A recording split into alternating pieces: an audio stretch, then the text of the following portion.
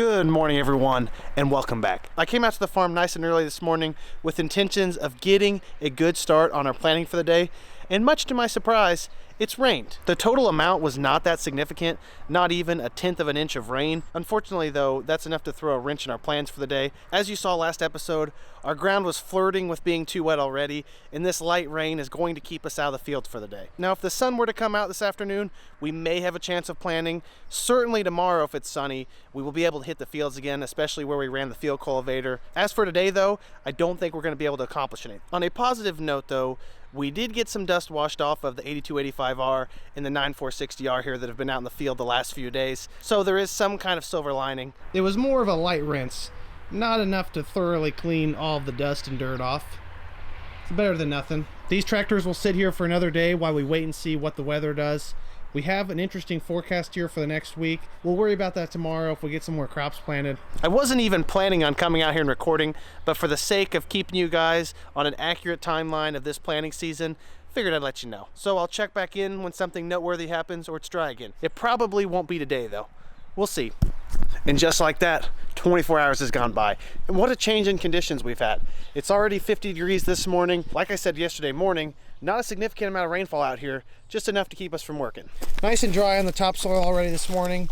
Plenty of loose dirt to make sure those trenches seal behind the planter. I can also notice the very distinct smell of Zidua, or really any herbicide kind of has an obvious smell to it, but it's probably out here activated from this rain.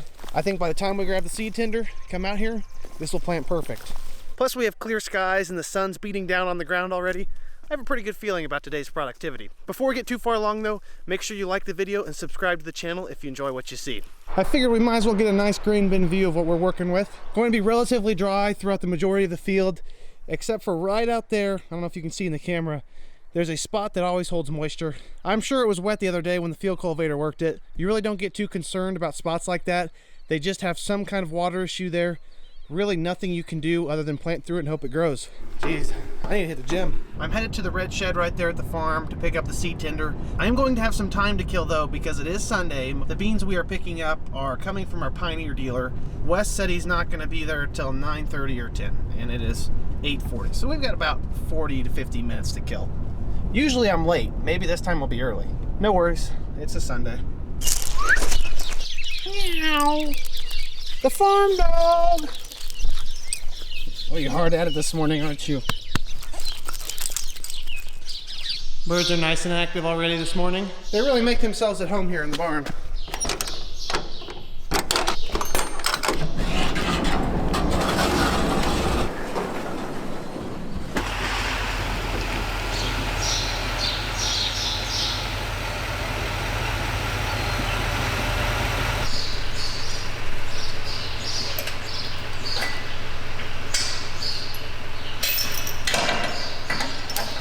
That very well may have been the fastest I've ever hooked up the seed tender.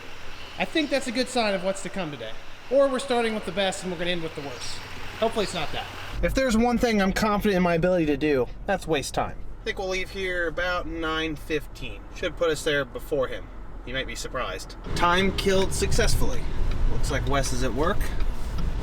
We can get some 3.9A45 Pioneer Extend soybeans. Right now they're in one of these tanks and they're about to go through the treater. It wasn't a complete waste of time. I got my hands on this new shiny seed depth finder to replace my one that I lost and I still have not found.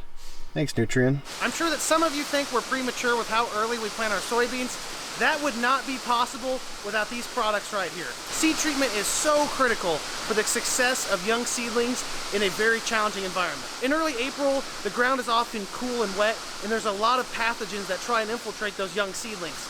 All of these different products offer different types of armor per se to protect those seedlings from all of these things trying to take them over and kill them. With the help of seed treatments and improved genetics, farmers have pushed the envelope on soybean planter earlier and earlier in the season. Nowadays, it's much more common to see farmers plant soybeans before they plant corn, which is different than what farmers traditionally did for the last 20 to 30 years. Usually it was plant your corn first and then worry about your soybeans once all the corn's in the ground.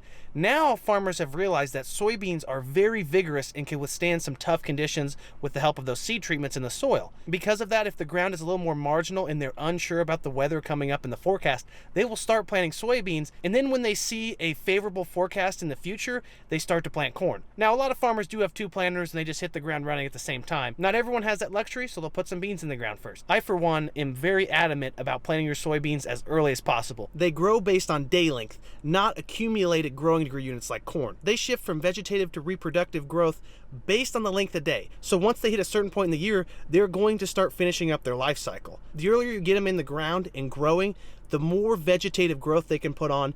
They can accumulate more nodes on the plant, which hopefully results in more pods at the end of the season. One additional node on a soybean plant can raise the yield 5 to 10 bushels an acre. That's enough to plant your beans early anytime you get the opportunity. Last season, I was planting our soybeans in extremely cold weather. At one point, I was loading the soybean planter with 3 or 4 different layers on because it was almost around freezing temperatures. At the end of the year, though, those beans did not suffer any kind of yield loss. If anything, they yielded higher than beans that were planted later in the season. It brings me a lot of joy to see farmers catching on to this train. If you're not planting your beans, you're giving up bushels. So if you're concerned about the forecast, maybe you see some cool weather, some wet weather in the future, put soybeans in the ground, wait and see for corn. To put it nicely, corn is a little bit of a diva. It needs perfect conditions or it's not gonna grow well. I haven't done a good job exercising lately, but I have gotten good at eating these Reese's peanut butter eggs. Kind of the same thing, right? Time to load the planter.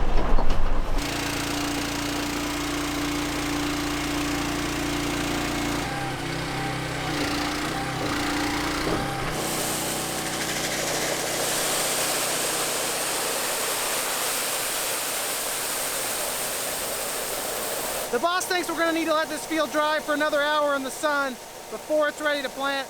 I disagree a little bit, but I do take orders from him. So once the planter's loaded, we're going to sit around and wait a little bit longer. My only gripe with these Deere planters is that on the center fill tanks, they put the lid kind of closer to the inside as opposed to in the middle. So when you put a lot of beans in them, you have to kind of shovel them around the outside to fill it full. I don't know if Deere does not know how farmers work or not, but we're going to stuff every single seed in here we can. We don't let any space go to waste. Now, I don't need full tank for this field, but on the fields where I do plant a lot of beans, it's kind of annoying to have to shovel around to get it right. We've got 3 loose bags in case we need them. Don't think we will. Still a little heavy on top. Worked up kind of chunky the other night. Maybe the field cultivator's not the tool to run on these corn stalks. Vertical told me I've done a better job. It should be about dry enough to go take the planter out to the field.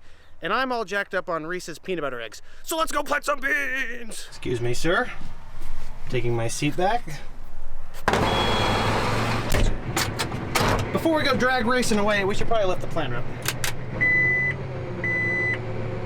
I'm a fan of planting every acre, but it would be kind of unfortunate to plant this person's yard in his soybeans. Anything can be a field entrance if you're not afraid of blowing a tire or flipping the planter. A perfectly executed plan, as all of my plans are. I've got a very good feeling about today. Nothing is going to go wrong. I'm sure you're all expecting something to go wrong right after I said that, but that's not the vibes we have. Good day, productivity only. Let's prime these units. Look at all that talc blowing out. Nice and lubricated. It looked like past Andy did future Andy a favor. I've already switched over my variety for this field. I guess I don't trust myself that much. I did remember, just doesn't need to be done now. We're putting soybeans in the ground, rolling along with no hiccups yet. My grandpa farms this field over here to the south. I'm trying not to plan over on them. Anyone else, I'd be 5 foot on their property. The rows are sealing up real nice. You love to see it. Plenty of moisture in the soil, crumbly on top. See where our beans are at. Well, there's one, but I knocked him out, so I don't know where he's from. We don't want these to be very deep given the forecast. Rain and cool weather. Let's see what Nutrient has to say. I'd say they're about 1.5 inches to the hard part of the soil, and there's maybe another 1/2 inch of loose soil. That puts them at 2 inches. I think realistically they're not actually 2 inches deep, but we will back them out of the ground a hair. I've got the depth on the planter set really shallow, so I'm just gonna back off the downforce. That'll pull it out of the ground more. That airbag downforce makes a lot of difference in seed depth on this field cultivated ground. It's just so spongy on top, goes right in. You know, something about those clouds I don't like. They look kind of stormy, but it's blue up there. Where's the sun at? There it is. Hey, sun. The conditions are a little bit marginal out here. I'm gonna be completely honest with you. If there's anything we plant that's not going to come up, it's the beans I plant today.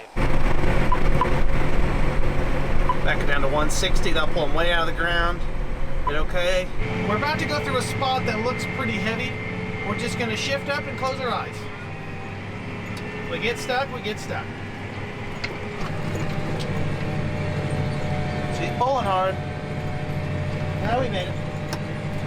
Haven't been right all year. The spots that look dry are muddy, and the spots that are muddy are more firm than they look. I may have sounded a little bit pessimistic earlier about these seeds having the greatest chance of not emerging from the ground. Statistically speaking, the closer you plant the seeds to a period of negative or unfavorable weather, the less likely they are to perform well in terms of early productivity and emergence. Usually on light ground like this, we're worried about very hard pounding rains. There are not any hard pounding rains in the forecast. There's a few showers, there's some very cold weather, and get this, there's a chance of 3 to 5 inches of snow in a couple days. Snow, 3 to 5 inches. It's almost the third week of April. That's some Minnesota stuff. That's the northern boys deal with that.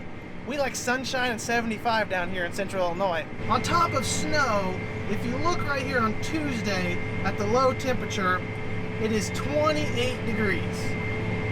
That's below freezing. And I can guarantee you that any crops that are emerged will not like that. Seeds like this that are recently planted won't really struggle because they won't have germinated by then to have any kind of an issue. Knowing the potential damage that a frost could cause definitely doesn't help you sleep any better at night. Yeah, not too wet out here. Nothing to see. Looks like Katie just finished up another field of corn stalks with a field cultivator. We've pretty much switched to working all of the fields that we have left ahead of the soybean planter. We're just trying to get it to dry out somewhat, get them in the ground, get them growing. This field's still a little bit on the damp side, if you couldn't tell. There's no way we'd be planting it if it hadn't been field cultivated. The winds of fate have been protecting us so far, but there's some rains dancing around the area. It looks like there was some precipitation just a few miles away to the north.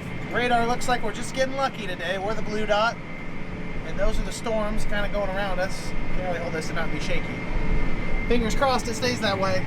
After you've operated one of these tractors for a few hours, you get a pretty good feel for what the tractor is doing. I think I can close my eyes in the seat right here and know exactly what kind of ground conditions I'm in, based solely on the way the tractor feels when I'm sitting in it and the growl of the engine. Second to last pass on this farm. We need to get the planter cleaned out. We're going to an XtendFlex soybean. The joys of all these herbicide technologies. I've got this down to a science at this point. Boop, boop, boop, boop, boop.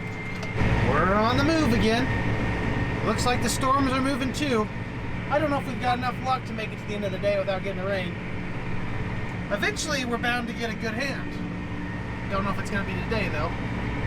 I'm not really that concerned about that rain, but the wind is out of the southwest, so I am kind of concerned about those clouds. They'd be headed right towards us. We've got to dump the very little amount of Pioneer seed out of the planter. And we got to put our XtendFlex beans in. Whoa!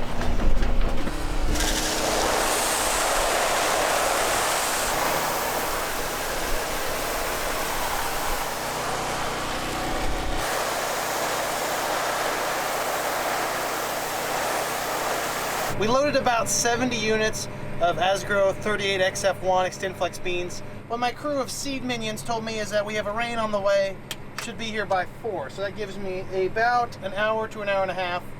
So we'll have to do things a little bit differently than we normally do. We ran the planter out, so we got to prime the units. Do a little spin-a-do. We got seeds dropping out. Oh yes, a pile of red under every row. It means we're good to go. My default speed in this planter is already faster than it can singulate, but since we have a rain coming, we're gonna bump it up a gear, turn it into a high-speed planter. Soybeans are a controlled spill anyways. Under normal circumstances, when I do the inrows on a field, I completely square them off. So I start in one corner, go all the way around and make one complete circle, then I come back and go around the second time to give me my set of inrows to turn on. Because it's going to rain, I don't want to box in the whole field with beans, especially if I'm not going to get all of it planted. So basically I went up to the north a decent ways, turned around and came back, but did not finish the north inrows. I'm planting these now, and then I'm going to go to the south end and then the west end and basically create a U as opposed to a square. That way if it rains, hopefully I segment off the beans that were planted earlier, because if it's 2 or 3 weeks before I get back out here after a heavy rain, that's not going to be matched up very well. The early planted beans and the late planted beans will not mature the same at all, even if they're the same variety. I don't know, ladies and gentlemen. We may not be planting much longer. We've got rain popping up all around us, and as we speak, we've got some drops on the window. That doesn't help our prospects. I can see it pouring probably half a mile away. Oh. Well, that's gonna shut us down. Oh man, holy moly. Oh, it's everywhere. Well, at least we don't have to worry about it rusting. On the right side, I guess. What in the world happened? Oh man, that's a mess. I don't know if I'll have enough oil to get out of the field. The hydraulic oil is also the transmission oil. Called the boss. Where in the world is the site go? It's all the way in there covered under dirt. That has to be the worst place they could have put that. Can we start it? Well, I think it's one of those valves. Can we just turn it on and find out? I guess. Do we have any oil left? Don't recommend this, but we're going to start it up and see what happens.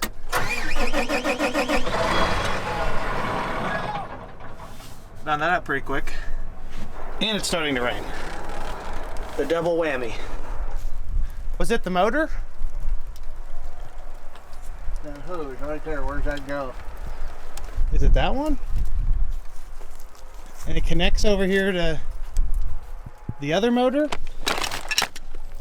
Oh yeah. It's loose. Why do we always blow hydraulic lines when it's starting to rain? I don't know. Here. Pressure in the air? He's leaving in fours. We barely made it. 352. Hope he's ready to make the hydraulic line. Well, the rain stopped. For now, there's another one right there. Is there? Okay, here's our new line. Here's our bad line. Looks like it was just rubbing and finally blew.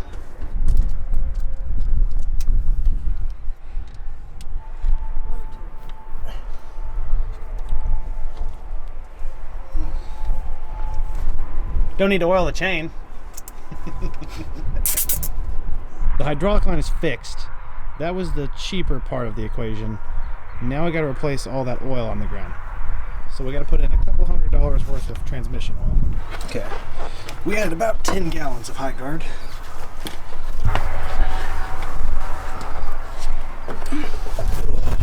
Time to see if we put it back together, right?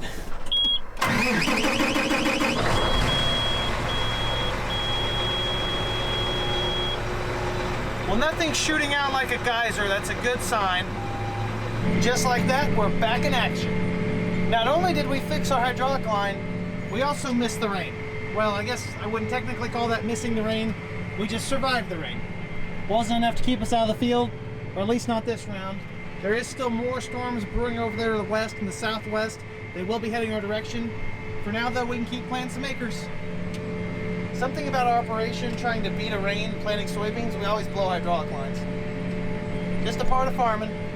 Row number 16's been giving me some trouble ever since the hydraulic leak. Either the sensor is covered in oil, or there's something going on in the row unit right now. We'll take a look. Someone's getting wet. Not me. It's all around me though, just a matter of time. Of course, it's the row unit right underneath the main part of the oil leak.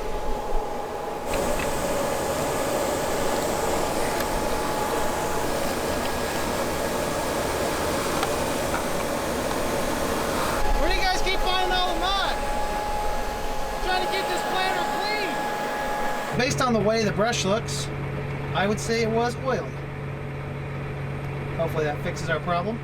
It's not really a problem per se, more of just a failure to accurately record data. Anyone need some oil? You gonna oil well? We're pretty much on our last pass through this field. The whole north side is our farm as well, but it's a little too wet. I think maybe tomorrow we can get out there. Obviously that terrace bottom is not gonna plant tomorrow, but it'll probably never plant. Maybe in the middle of July if it doesn't rain for a month. We're about out of seed anyways, and we didn't want to overload the planter. If we got rained out and the next field that was dry, say a couple weeks from now, was a different variety, we'd have to dump all those beans. So I'm planting these out, and then we're quitting for the night. And we planned this perfectly. That's as far as the end rows went. Or at least that's as far as I worked them. Still a lot of farm land to the north to be farmed. Not today though. You know a spot's pretty wet when even the field cultivator didn't work it. I'm thoroughly surprised that we did not get rained out. I was really thinking some of that rain would come across. Really kind of fizzled out behind us. That's good for us, I guess. Tomorrow the high is 66 degrees, sunshine, dry the soil out. We can finish up a few more fields before the snow comes in. Back with the field cultivator. I don't know where the second one is. Maybe it's on vacation. I haven't seen it in a long time. We want to make sure we leave the planter on the rock, because if we don't, that hydraulic oil will get in the grass and most likely kill it. Not that there's a good place for your hydraulic oil to drip off at, but the drive is the lesser of two evils. It seems that the closer we get to the finish line of planting season, the slower things go. I don't know if that's just inherent in the nature of farming or something that happens in every industry. We knock out so many acres at the beginning of the season. As we progress, we run into more and more issues, wetter fields, other circumstances that we can't really plan for, like a blown hydraulic line, getting knocked in the head by a ladder. But we do our best to play those hands to the best of our ability. We're gonna keep on keeping on. We've got some cold weather and snow coming in 2 days. We'll see how that unfolds. Until then, I'll see you in the next episode. Thank you for tuning in. Like the video if you enjoyed it, subscribe if you want to see more, and comment down below if you have any questions. You know I love to talk about farming. Have a great day, everyone. Peace.